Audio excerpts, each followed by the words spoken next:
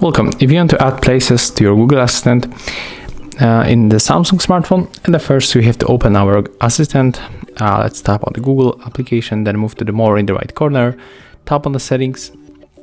Next we have to select the Google Assistant, and right now we have to scroll down until we find you. So there's our information in the personal preferences. Next we have to tap on our places, and at the first we can add the home, so we can easily input location. Click OK.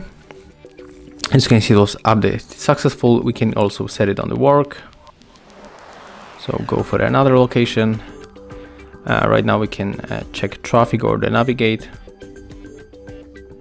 so by tapping right here on the one button, our Google Assistant is going to turn on Google Maps and then set up the fastest way to get to the second place, as you can see, like in my case. And of course we can also customize places. So what I mean, we have to click here to add a new place, and of course we can easily name this location right here. So let's go for the gym, for example, and then just tap the location.